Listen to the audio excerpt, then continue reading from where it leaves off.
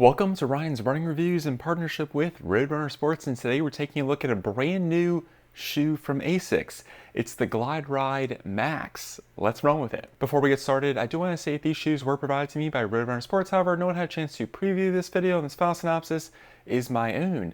I'd also like to say please leave a like on the video and consider subscribing. Here we go. The Glideride Max is in a rather unique category. It's considered a super trainer, which means it's a bit too advanced to be a typical daily trainer and not as aggressive or as fast compared to some of the super race day shoes like the Meta Speed series we see from ASICS.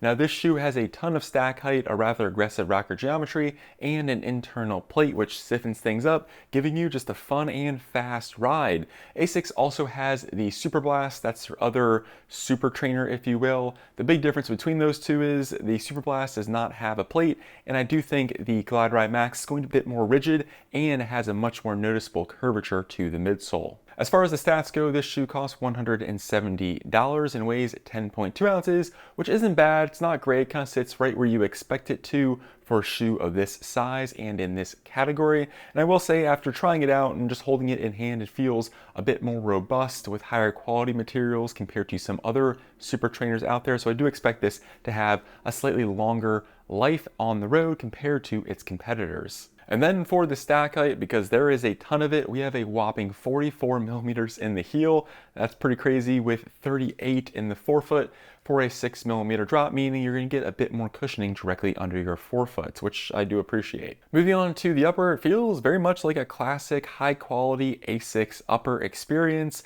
You have a rather breathable engineered mesh. The shoe did fit true to size for me. The only minor complaint I have is the top of the toe box is slightly tapered. I wish maybe they'd open that up just a bit. I do love a wide toe box, but for most people with a traditional running shoe upper, I think they'll be used to this fit. And then if we go towards the tongue, it's lightly padded. It's a nice balance as well as gusseted, which I'm always happy to see. I think it does a great job.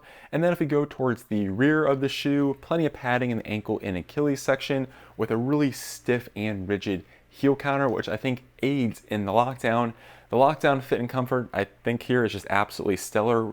Felt very much connected to this platform. Again, with the only minor issue being a slightly tapered top of the toe box, which isn't my personal favorite, but it's kind of found on most running shoes nowadays. Then moving on to the midsole, this is one of the more unique midsoles on the market. There's two different kinds of foam. This top white layer is a new material from ASICS. They're calling it Flight Foam Blast Max. They said it's the most energetic foam they put on their daily trainers. It doesn't quite reach the level we see on their racing shoes, but it feels quite soft and squishy. Again, don't know exactly what it fully feels like just because it sits on top of this green foam here, which is Flight Foam Blast Plus Eco, the same thing we see on like the Nimbus and the Nova Blast. So these work together to give you a really soft and slightly bouncy experience. It's a bit more resilient. I wouldn't classify this as mushy. It does a good job of kind of bouncing back as you go through your running gates.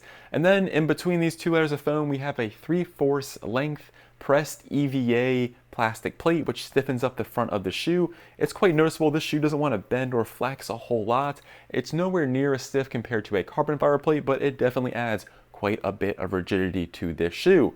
And then on top of all that, or I should say underneath all of that, we have a very long and smooth rocker geometry. It starts quite early and is, I think, what makes this shoe feel so different compared to a lot of the other super trainers out there. You really notice how fast this rocker starts, and it gets you on your toes and moving quite fast. Now, how you feel about the Glideride Max really comes down to your overall opinion of very noticeable rocker geometries, because again, the rocker here is the star of the show. It really just kind of moves you along. I personally quite like it. It's a nice long run shoe. This is a fairly versatile super trainer as well. The only drawback I'd really say is it's maybe not the fastest super trainer out there, just because it comes in at that 10.2 ounce mark, and the foam here isn't the most energetic compared to some other PIBA blended foams out there.